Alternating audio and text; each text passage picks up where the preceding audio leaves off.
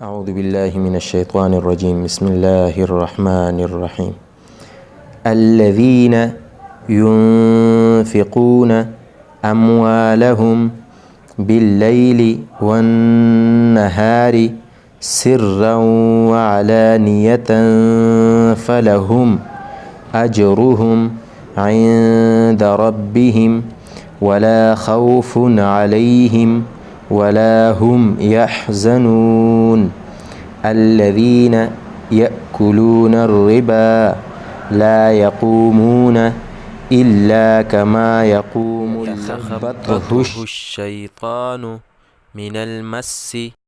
ذلك بأنهم قالوا إنما البيع مثل الربا وأحل الله البيع وحرم الربا. فمن جاءه موعظة من ربه فانتهى فله ما سلف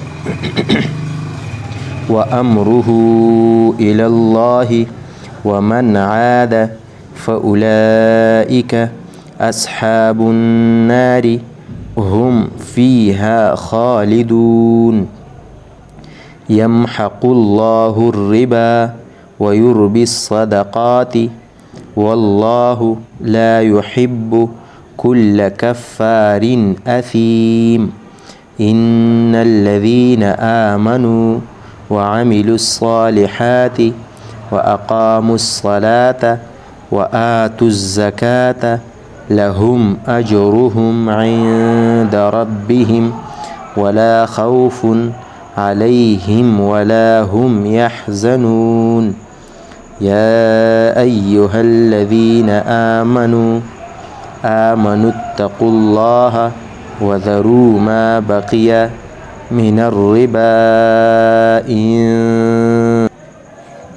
كنتم مؤمنين فإن لم تفعلوا فأذنوا بحرب من الله ورسوله وإن تبتم فلكم رؤوس أموالكم لا تظلمون ولا تظلمون. وإن كان ذو عسرة فنظرة إلى ميسرة وأن تصدقوا خير لكم إن كنتم تعلمون. واتقوا يوما ترجعون فيه إلى الله ثم توفى كل نفس ما كسبت وهم لا يظلمون. صدق الله العظيم.